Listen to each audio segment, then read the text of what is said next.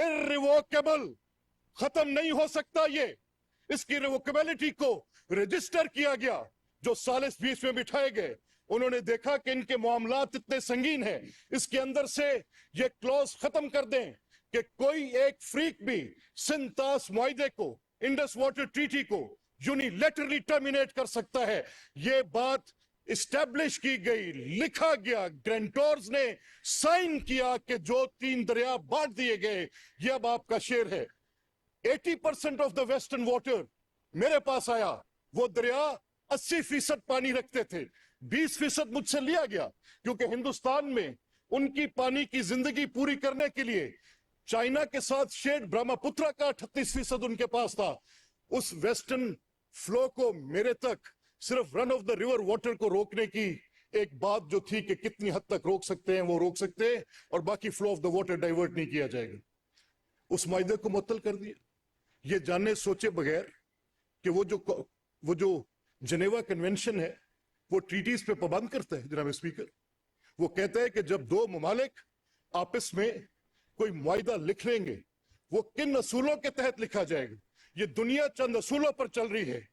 आप जानते हैं कि कुछ अहकाम इलाही हैं, इसकी तफसील मैं ऐसे बयान कर सकता हूं कि कुछ हकूकुल आबाद हैं, कुछ ह्यूमन राइट्स हैं।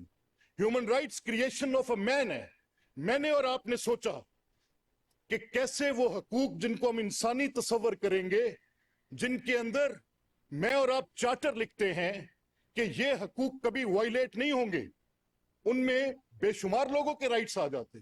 वो राइट्स किसी बिब्लिकल कुरानिक स्क्रिप्चर में नहीं आते, उनके अंदर कुछ मोरालिटीज के इश्यूज भी होते हैं। सो इंसान अपनी तख्लीक करता है। इसी बुनियाद पर उसने तख्लीक किया कि जब 2 कुछ हरीफ ममालिक आपस में बैठकर बात करेंगे और ट्रीटी साइन करेंगे, वो ट्रीटी की सैंक्टिटी क्या होगी, वो ट्रीटी किस अंदाज में आगे चलाई जा सकेगी, उस ट्रीटी की इंप्लीमेंटेशन क्या होगी। Water is life for me. जनाब स्पीकर, मैं कैसे बर्दाश्त करूंगा कि यूनिलैटरली ना आप उसको अबेंस में रख सकते हैं, ना आप उसको टर्मिनेट कर सकते हैं, ना उसको आप किसी और तरीके से सस्पेंड कर सकते हैं।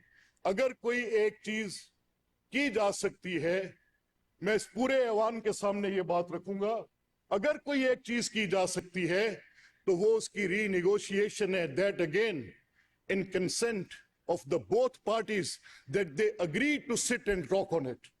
Otherwise unilaterally उस पे कोई कुछ नहीं कर सकता।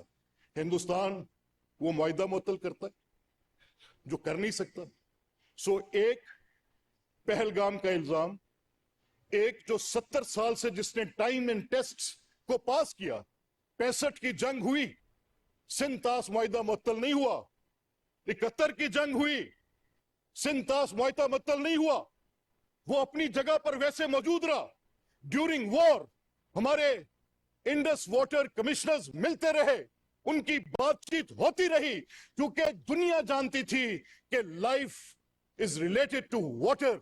सिविलाइजेशंस दरियाओं के किनारे आबाद होती हैं।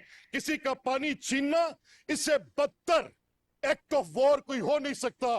सो yes, we are in continuity of war. Yes, we are in continuity of war.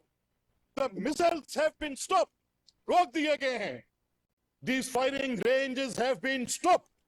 रोक दिए हैं। अच्छा किया है।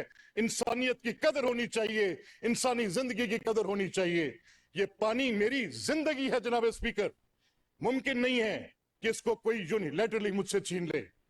और मैं आगे चलकर आपसे यह दरख्वास्त करता हूं जनाब स्पीकर, जब वो मिसाइल्स चले, आपके शहर भावलपुर पे आया वो मिसाइल, मैंने आपके पास वो भी वीडियो देखी। मैं अपनी नाइविटी पर नादिम हूं कि मैंने वो वीडियो नहीं देखी जो आपके पास थी। आज सोशल मीडिया का दौर है, आज digital media is conveying the message in a very rapid way. It's a changed environment.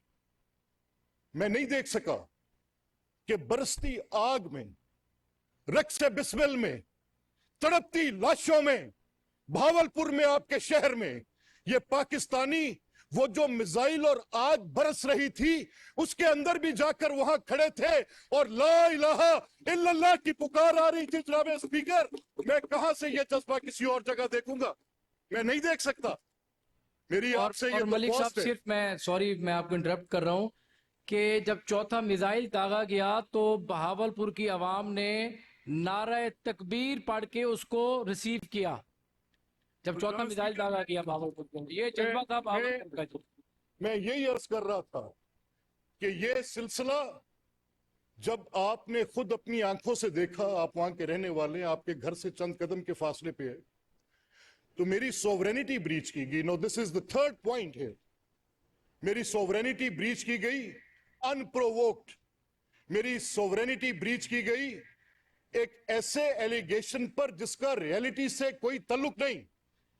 दुनिया के सामने अगर आप सब जानते हैं, सब जूरिस्प्रूडेंस से वाकिफ हैं, इधर on this side of the bench, everybody knows कि जब भी कोई मुकदमा आप किसी के खिलाफ कोई एलिगेशन लेते हैं तो उस मुकदमे की बुनियादी बात यह होती है, उसकी रेशियो डिसाइडेंडी ये होती है, वो इस बुनियाद पर फैसला हो सकता है कि हाउ कॉन्क्रीट इट इज।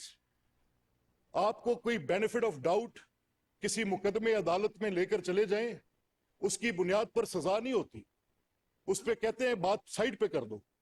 कोई कॉन्क्रीट बात, हम कह रहे थे कॉन्क्रीट भी नहीं, गिव अस एनी आयोटा, कहीं से कोई एक छोटा सा नुक्ता बता दें कि दहशतगर्दी में वो लोग जो 1 लाख के करीब शहादतें दे चुके हो, 150 बिलियन डॉलर की इकोनॉमी का नुकसान बर्दाश्त कर सके हो, वो कैसे दहशतगर्द हो सकते हैं? How can they B terrorist?